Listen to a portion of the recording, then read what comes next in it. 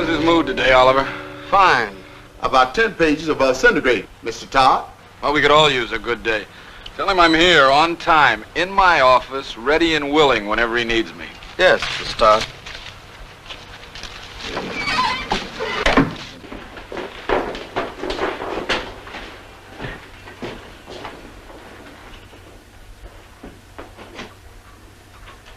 Thank you, Oliver.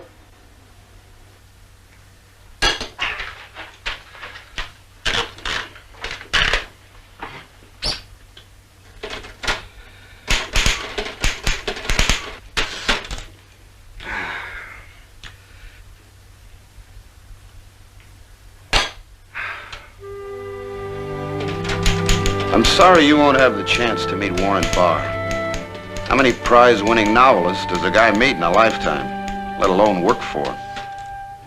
Incidentally, this is quite a job. I'll tell you when I see you how I lucked into it.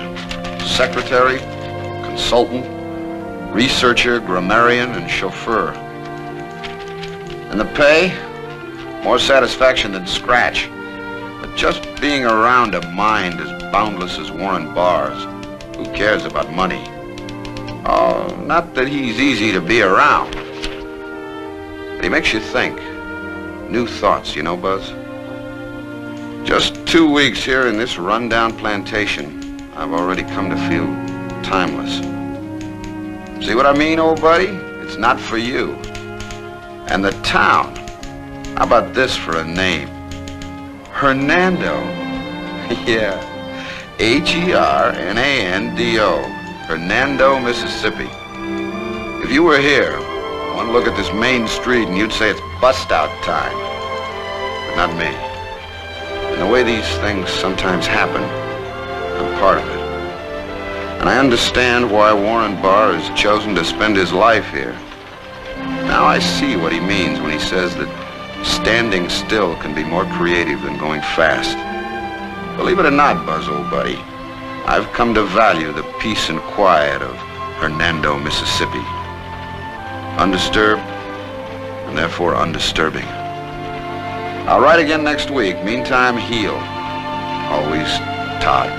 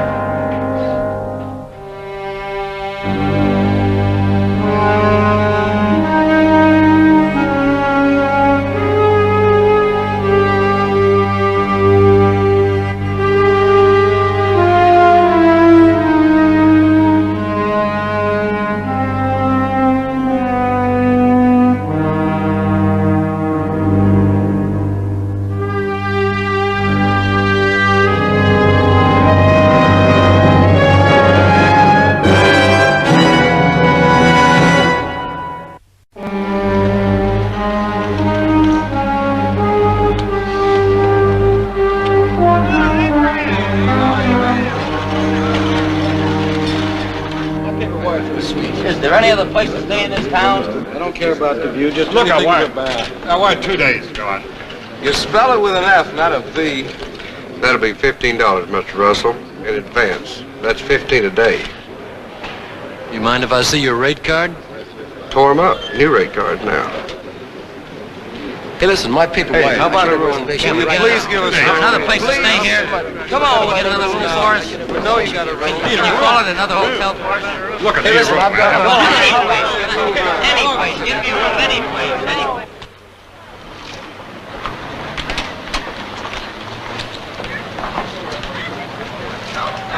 Set up your dark room and lab out front. They're yelling for all the art we can send. Les! Les! You think he had more readers than I do? Say, I haven't seen you before. Well, I've never been to New Zealand either. Say now, I'm Dixie Martin. Never been lovelorn? Only clean wounds. No kidding. You mean you've never read my column? Or don't you care about the woman's point of view? How do you think I got the wounds? Excuse me. Now, about this town. Wouldn't you think that a girl whose old man won all those prizes would have more sense than to kill her husband in a broken-down place like this?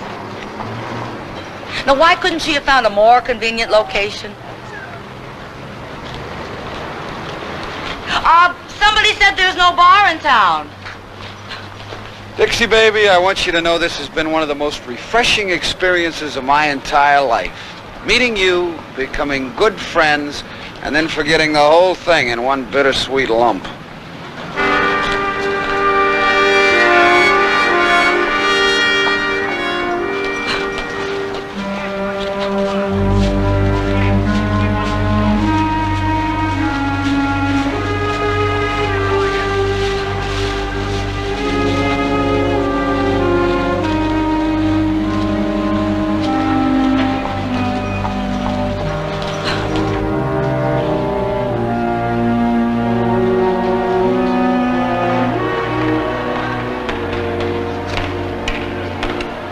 Tell Mr. Bar Styles is here. I'll pick up the car and meet him in front. Come on, Joseph. My boy later. Who'll take care of you, Papa? Just once, that's all this fellow wants. Just one time around. You can do that, can't you? Do that for me. Who's gonna take care of you, Papa? They say he picks up where Darrow left off. He's a real brilliant law fella. He could ease things mightily, Dove. Oh, Papa. Forgive me. Larry is not the first husband to die in some alien bedroom, nor the last. Nor are you the first to strike away a life, nor God's the pity the last. Do you remember what I used to tell you? There's no such creature as the wicked, only the stronger. Forgive you, you could slice me down for dog meat, and I'd love you past every cut of the plate. I'm going to send this fellow over here. Shipley's his name, from Chicago, best in his business. He'll have you home in no time. You just come on us with him. Tell him how it was with you and Larry, with Larry and Cora. Oliver can't do everything for you, Papa. It's the curse of a writing man that even when his heart's breaking, there's something inside of him somewhere that makes him wonder. Why can't his fingertips be as true when they touch paper as when they touch his daughter's tears? May you be obliging you here. Shipley, that's his name. Dove. I'll talk to nobody, Papa. Not even to you if you keep this up.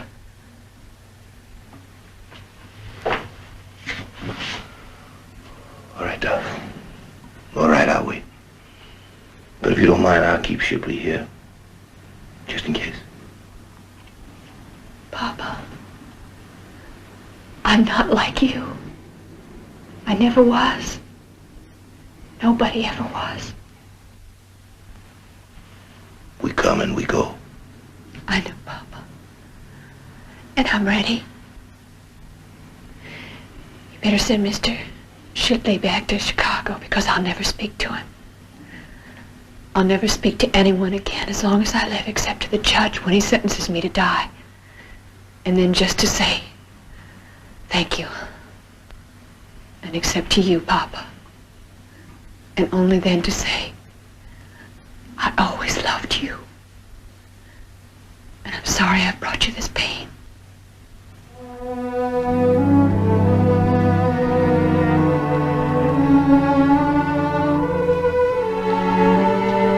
Mitchell.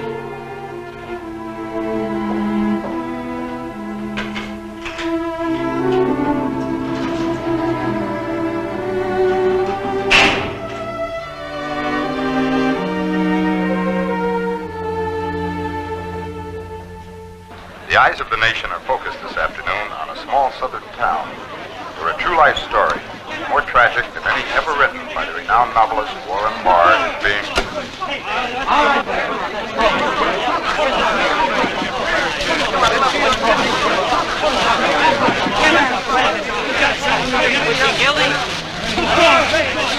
What'd she say?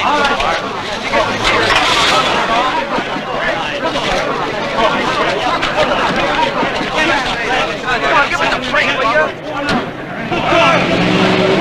you?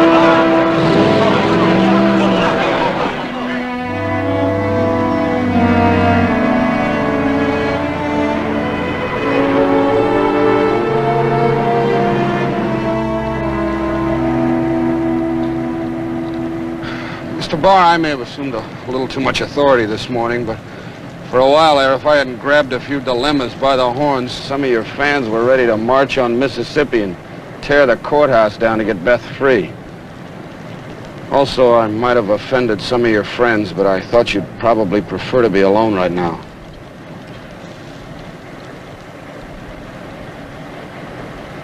When Beth was 10, she opened a diary to me.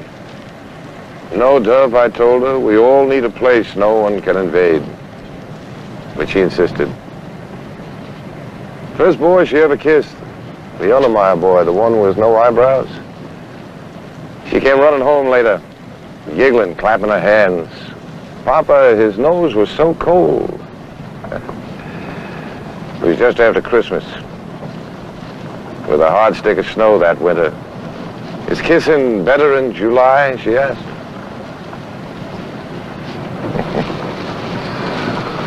All these years, nothing hidden until now. Jealousy, not a bone of it in her. The Beth I know, when she caught Larry with Cora, would have come softly home, walking on tiptoe, counting the leaves on the way, and the wickets in every fence she passed until she'd forgotten and forgiven.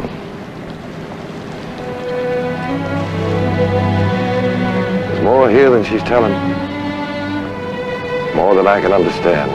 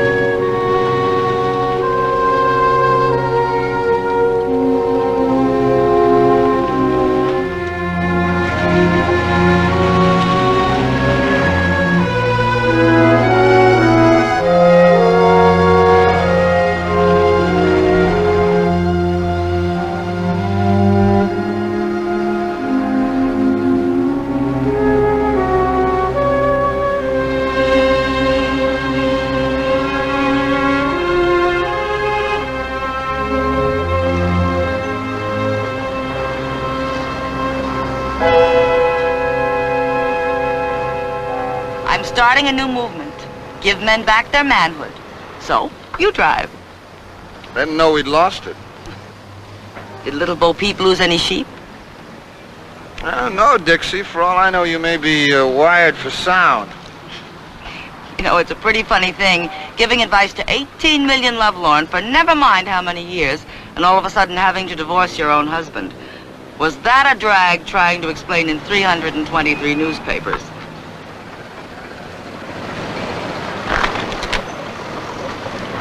Another war, another night. Okay, Dixie? Look, I'm hungry, and there's not a decent restaurant in town. All right, if you think I'm bugged, check me. But I'm warning you, I'm ticklish. You're wondering why you should go with me, right? Well, dear wanderer, keep it simple. Go for laughs. Signed, Dixie.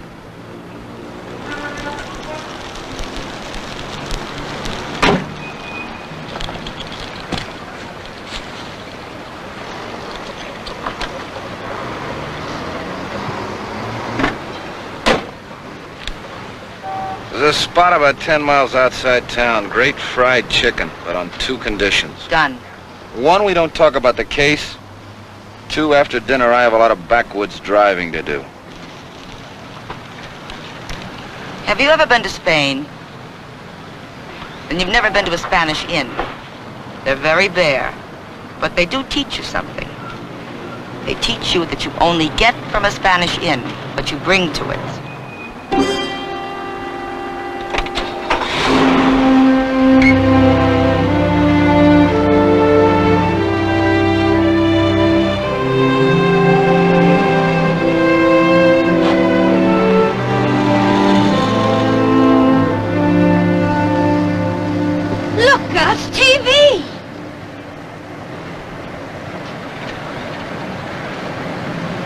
When I was 3, the Red Cross came in. The year the Mississippi covered all this valley. Before I come. Now it all come back. Makes you feel bigger inside. Don't make you feel bigger, Gus. I feel sorry for poor old Larry Chance, that's all I feel. He's a right nice fella, but he oughtn't have gone messing around with Cora. You didn't know Cora, did you, Gus? Flo was married. Just you watch your mouth, Mary, and how. Of course, it was different with Larry. He used to be sweet on Cora no matter what kind of reputation she had. But still, once he married...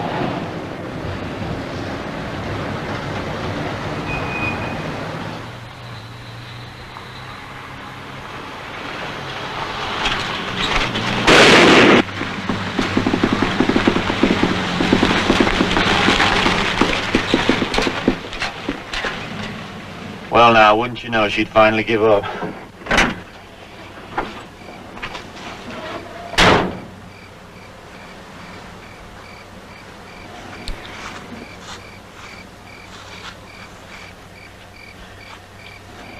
I got dinner to get, and Johnny's alone.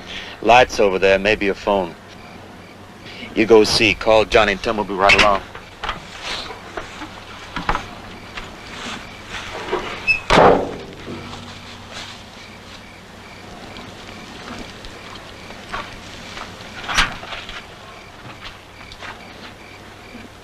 To some extent, every intellectual is a dupe of his own rationality.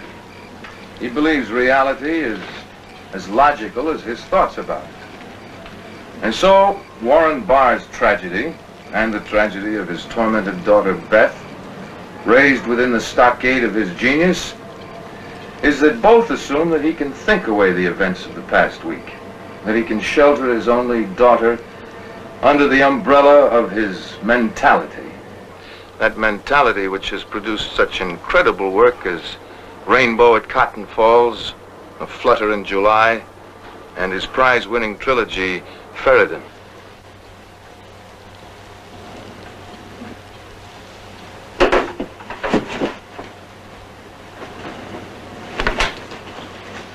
Well, what have we here? I saw the light, but you wouldn't have a phone in there. Kashmir, Copenhagen, Buenos Aires, all at our fingertips.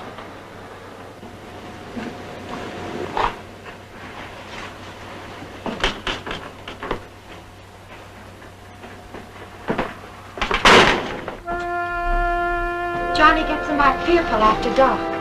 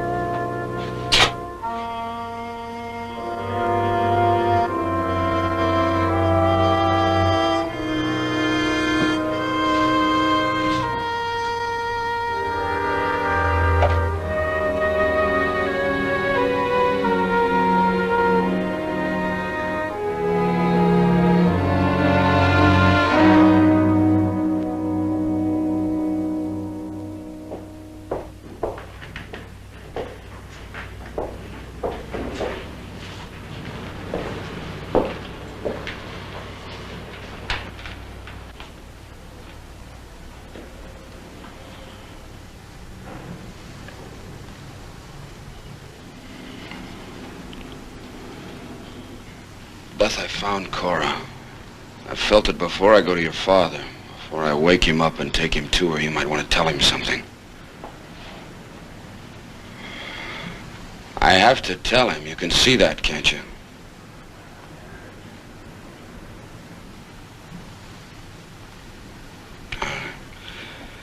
By not saying anything, you say quite a lot. Good night. Do you have to wake him up?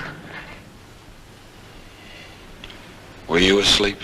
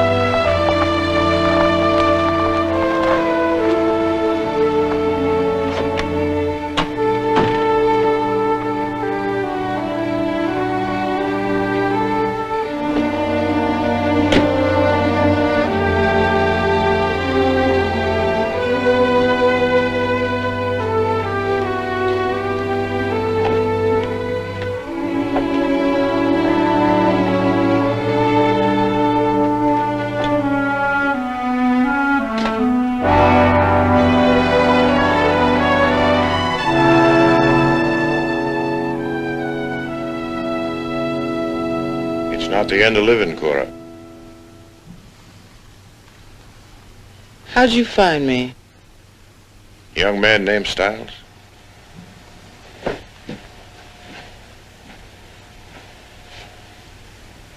Cora, my little girl wants to die. Juries are only people, Cora. And being 12, they're something less than 12 separate people. They get baffled by silence. When they get baffled, they get insulted. They get insulted, they get cruel. If Beth doesn't speak out, they just might oblige her, Cora. They just might say the word guilty.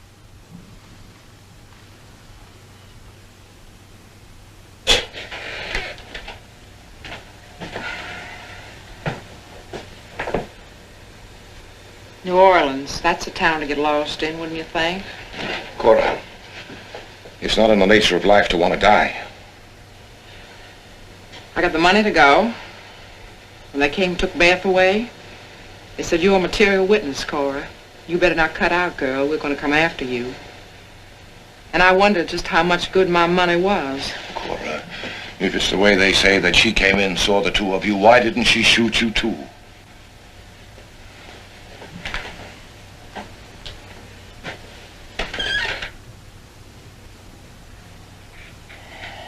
They won't kill her, Juan. She's a woman, he was a man. And she found him with me. Go home. Go home and sleep in peace. Nobody'll kill your little girl.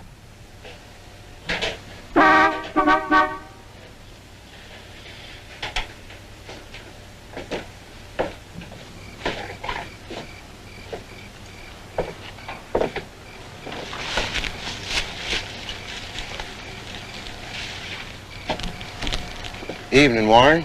Evening, Eric. We've been keeping an eye on Cora. Can't have her influenced now that the trial's about to start.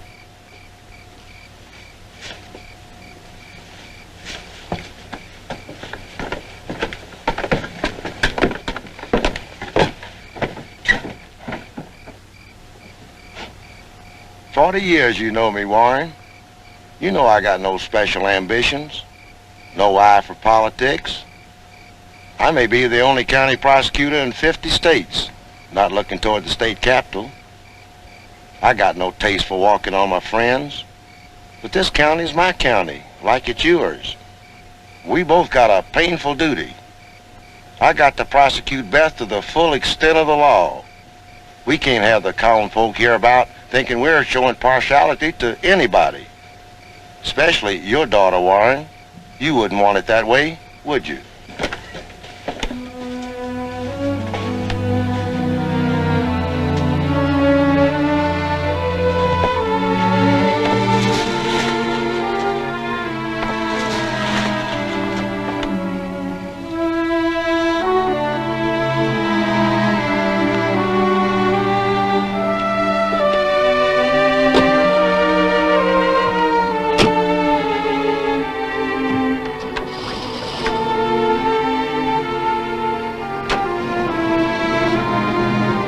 Tell me, boy, who's born free?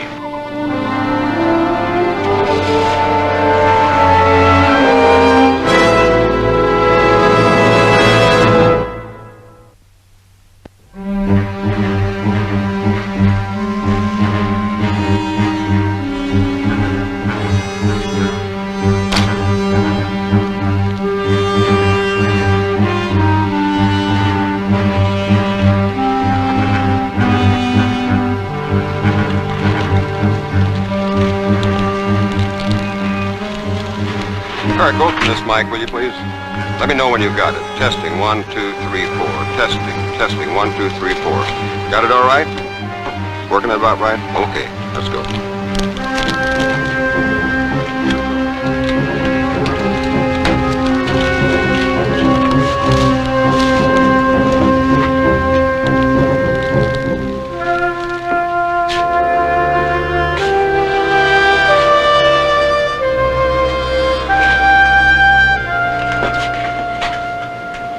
Although I have been roundly criticized in some quarters for detaching myself from the hue and cry of the press pack, I feel it is my obligation to give you, the reader, a higher view of what is happening, not to burden you with such trivia as what dress Beth Chance wore to court this morning, or how her hair was styled, or how the contest is going between a backcountry prosecutor and a big city defense attorney, who's getting no help at all from a silent, unspeaking defendant.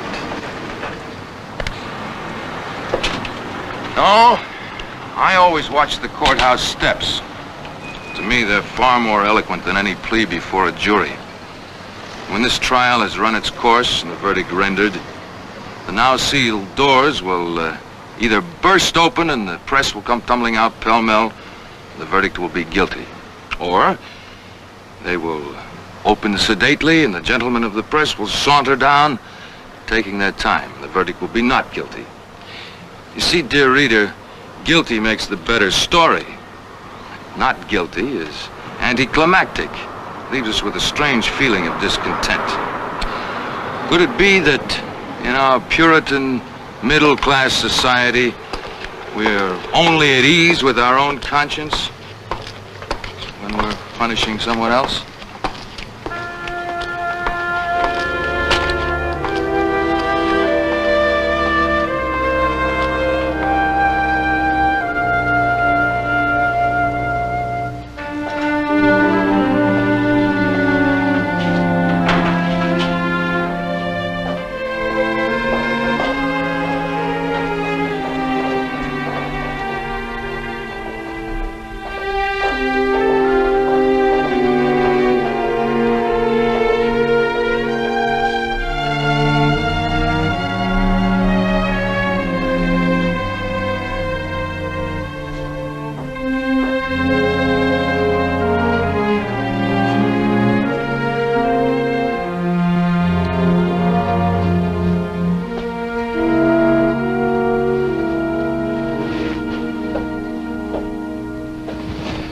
Even before it comes, you make the victory seem empty, Dove.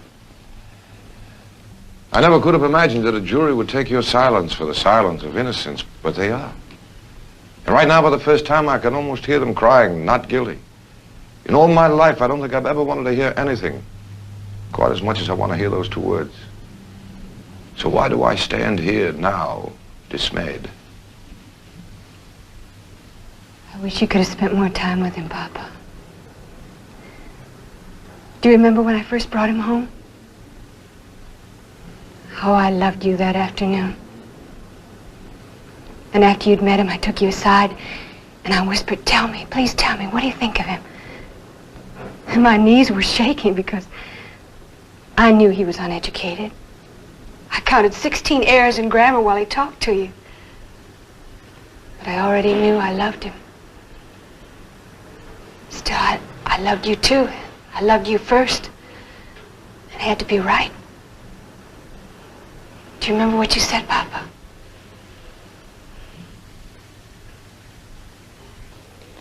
He is uncomplicated, isn't he?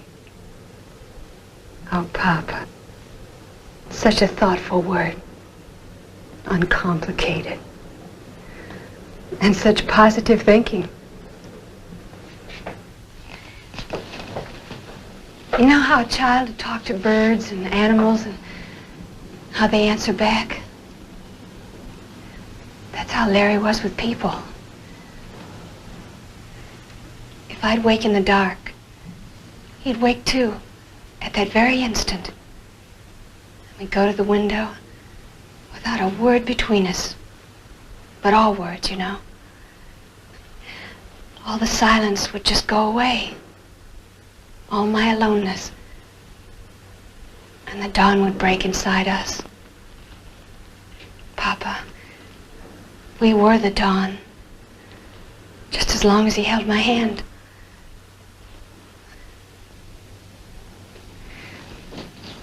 Last August, do you remember that third Saturday? So hot and dusty. I said, "Larry, not even a dragonfly would venture out on a day like this. Whole world's asleep, except you and me. Let's walk through our world Let's look as far as we can see and only see each other. And he didn't say, Beth, it's too hot.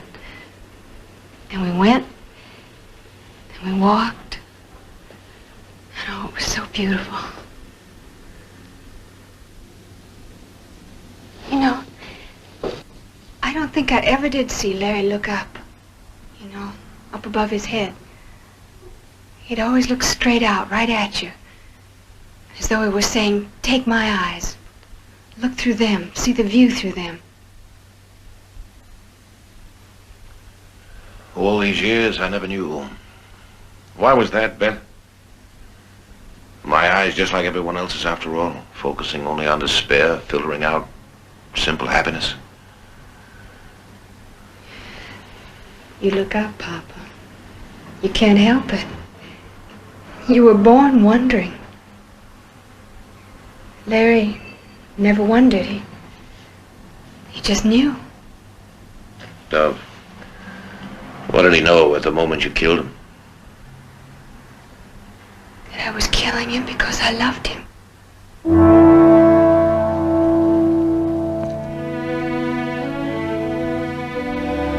Papa, what he didn't know was this. Having killed him, how can I live?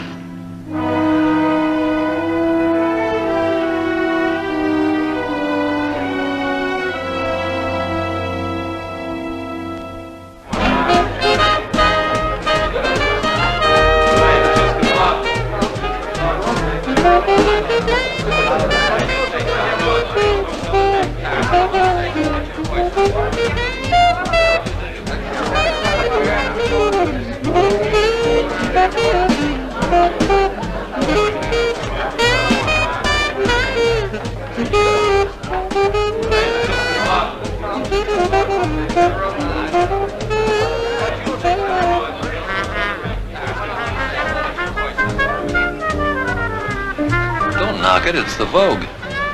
Instant vulgarity. Well, what do you do when you're far from home on a Saturday night? The same thing you do. It stinks, doesn't it?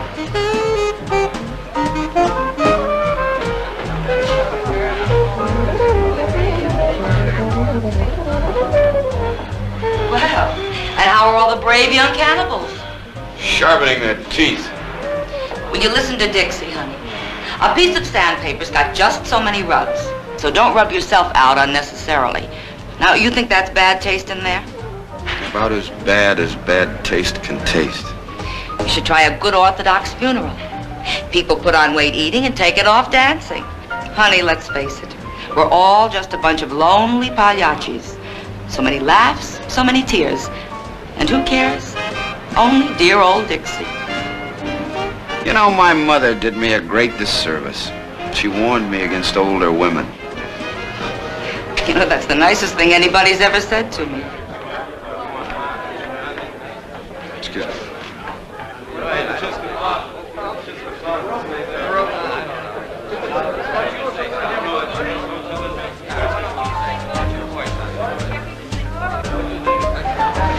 I'll be an hour, maybe less. I'll be an hour older, maybe more. Hooray.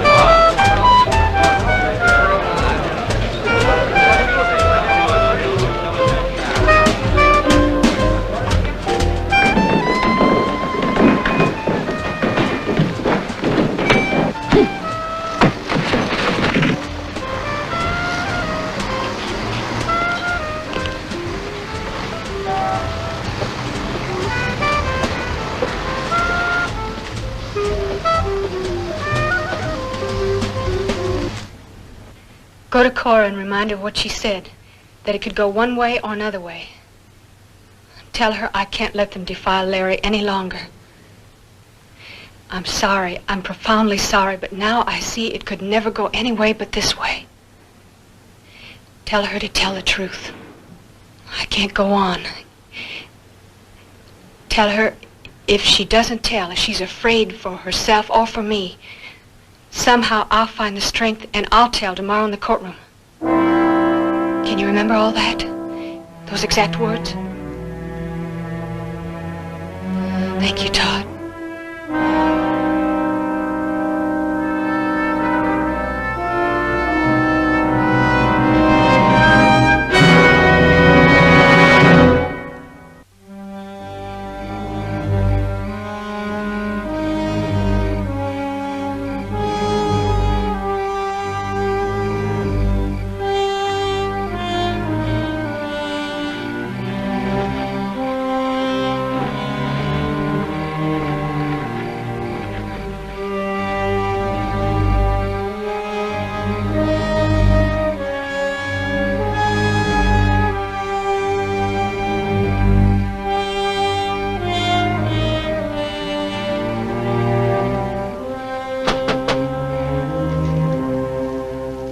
Come in.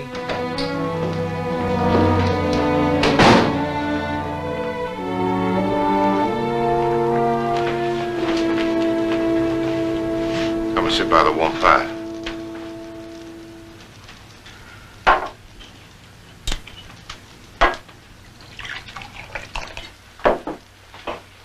No, thank you.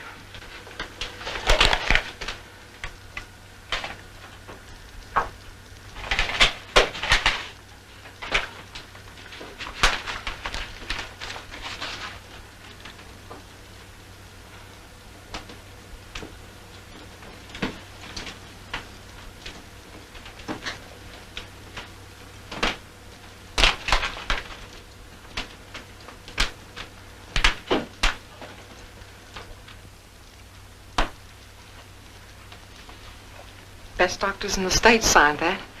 The week she and Larry went to Memphis. Once she knew it was all through his brain, and they couldn't operate. And that he might live a week or a month. She said once she knew, and she saw what the pain was doing to him. She thought, while he's sleeping. And she took that old bird gun of yours. But she couldn't do it that way.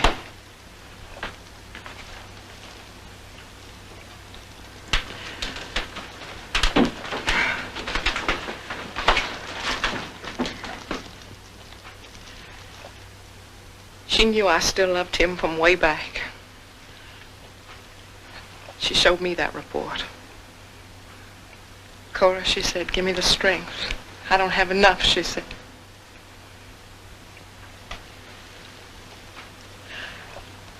I was pressing a dress.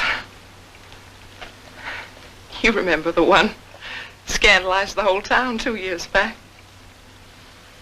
I was pressing and I was thinking, why don't I move somewhere where I can wear this? And it's funny. How can you think about pressing the wrinkles out of chiffon and at the same time think about killing the man you used to love? But all I said is, this iron's too hot, honey. Hand me that water. I'd just die if I burnt this dress, even if they won't let me wear it around here.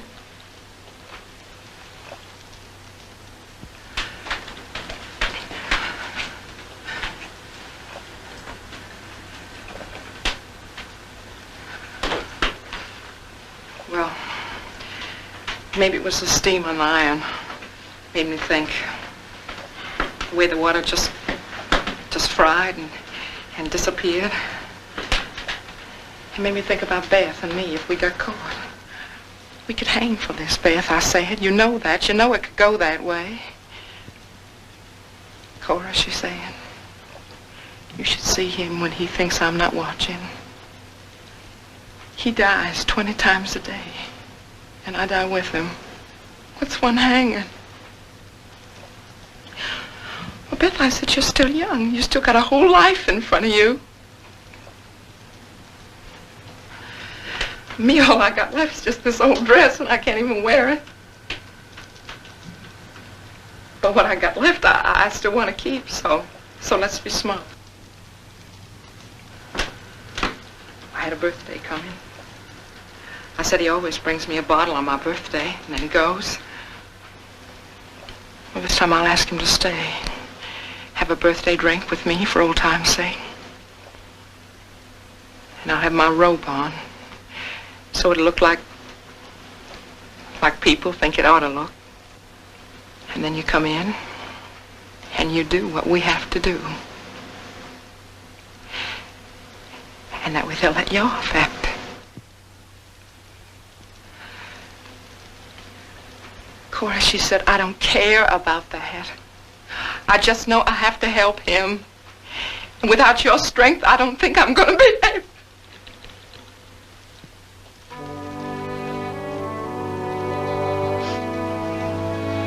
So, we did it.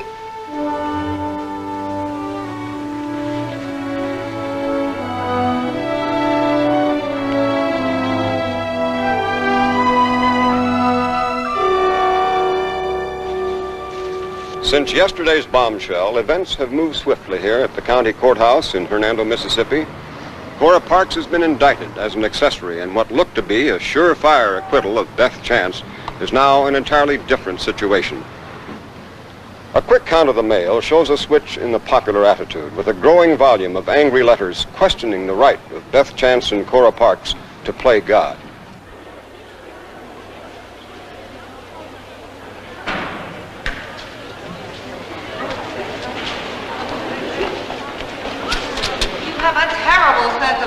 My darling, the jury's about to come in with a verdict.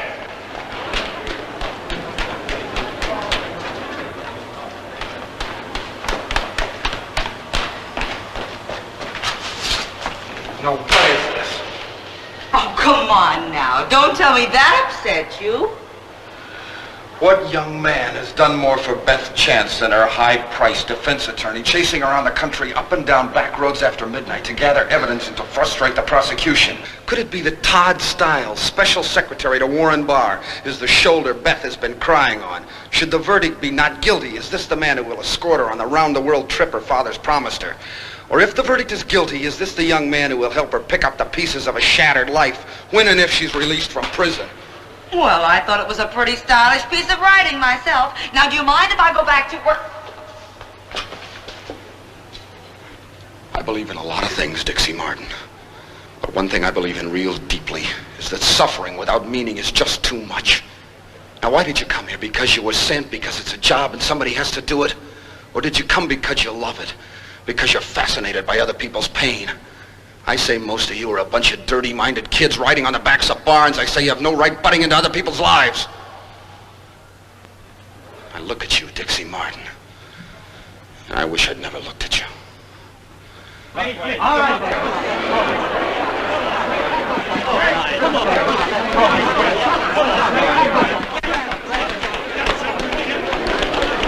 We've just had the flash from inside, ladies and gentlemen. Beth Chance has been found guilty with a recommendation for clemency. Sentence will not be imposed until tomorrow morning.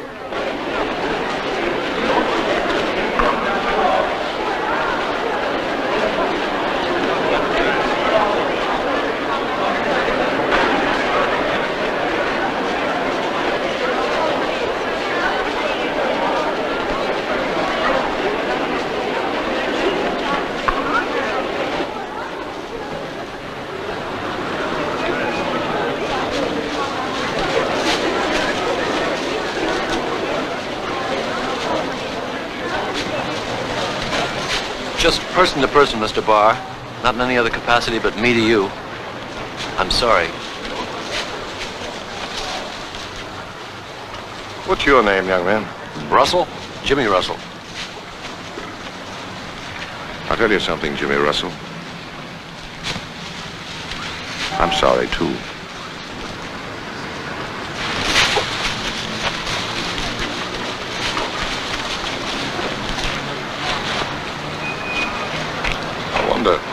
Are we sorry for the same reasons? I don't know, sir. I wonder other things. To kill a man out of jealousy, would that have been acceptable to those 12 people in there? Something to be applauded as just and fitting by a jury and a large section of the press and the public? But to kill out of mercy, to cut off the agony of a dying man, is that what was unacceptable? If I can find any comfort in all of this, Jimmy Russell, it's only in the knowledge that out of the turmoil and heartlessness of these last few days, I can still see one pure and noble act. My daughter Beth and Cora, very much together yet very much alone. Each accepting their guilt, but still making their choice freely, separately. After all, what's left to us but our separateness and the dignity to bear it?